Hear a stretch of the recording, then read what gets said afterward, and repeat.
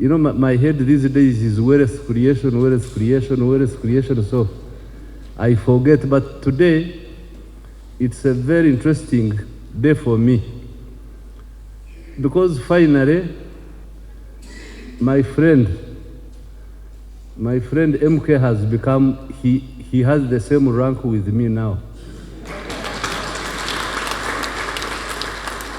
That one has been biting him all the time, but now you have it. So, how does it feel? I don't know.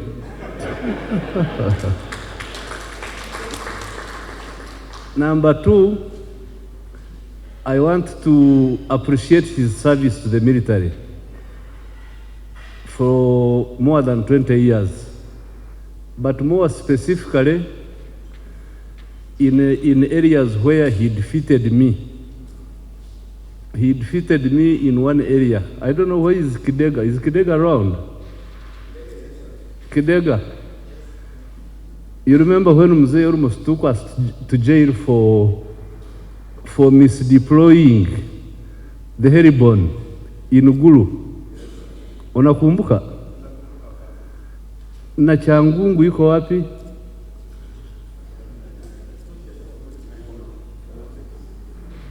So the story goes like this. Sit down.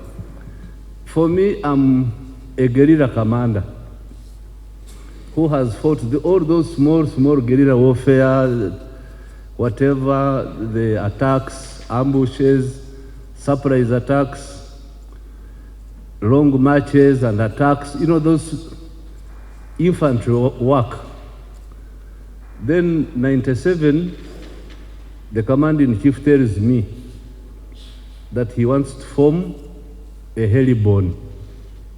You know, a heribon unit. So in my head, I told him, Mzee, but my head is not catching up. What do you mean heribon? He said, people who can go ahead of the enemy, and in my head, I could not see. In my head, I couldn't sincerely understand how to conceptualize that.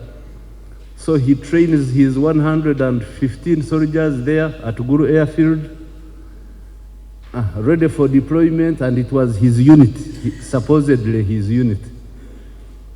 So when he had gone to Kampala, there was a chance for me to occupy Clark Hills on top. So for me, I thought heribon was to carry these soldiers and put them on top of Clark Hills and leave them there. So when Mzee came back, he said, my friend, where is my unit? I said, I have deployed it. It is at corner Clark. No, Clark Hills.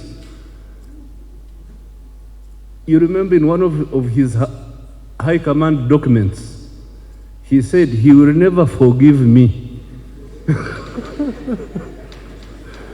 That he will never forgive me for not deploying misdeploying his unit, the heribon.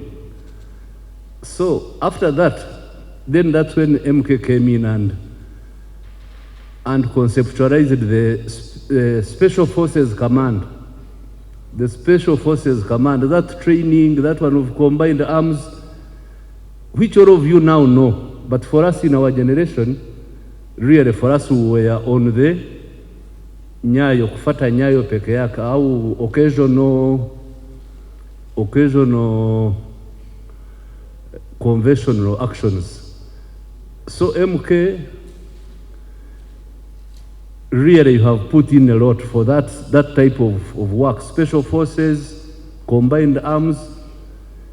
Yesterday I saw people, I was on TV, I saw people, they are glad skydiving. My heart almost went out completely. I waited for the paratroop, that man to go into a house. Fortunately, he maneuvered and landed. So MK, we shall always remember you for that contribution of that specialized training which you and your colleagues did after us. The second one is the nexus between security and development, which I beg the army to understand. I have also been talking to him, but he was not really, for me, he's now he was in that special forces thing.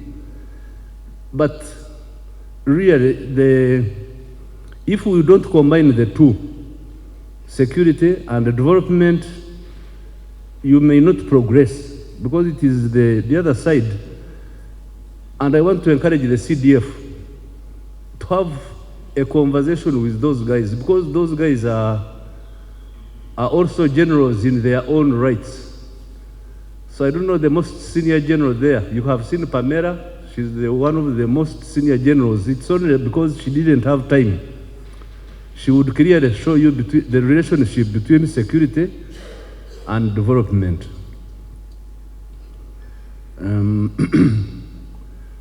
We had made several presentations. I didn't know which one to present, mine or the one of UPDF.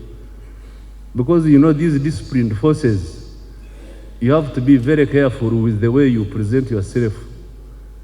So we had made a presentation, but I think it has been overtaken by events, because now all of you are in the one room together and you are going to have lunch together. So General MK, hongera, and but you didn't defeat my age. You remember, for me, I became a 4-star when I was 46.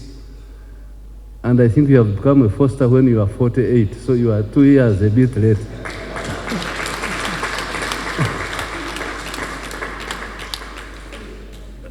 So,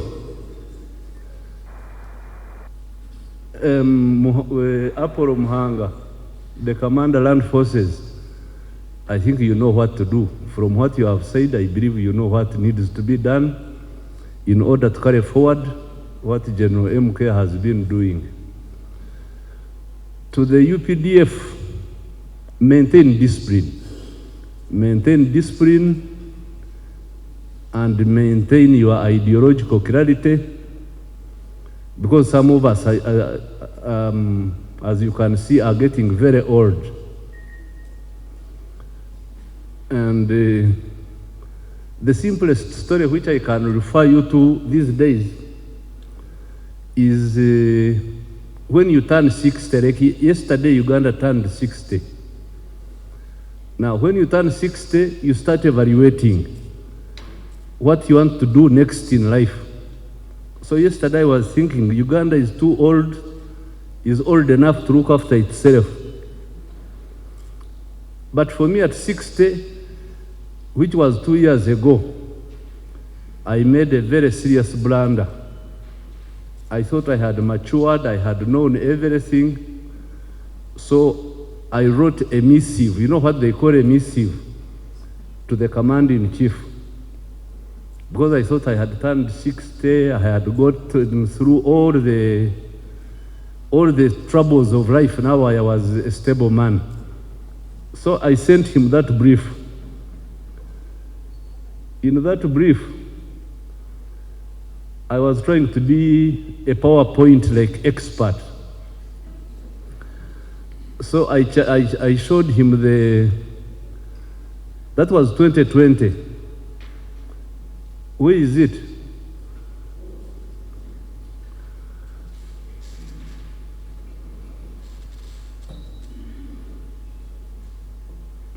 Ashaba, what's wrong?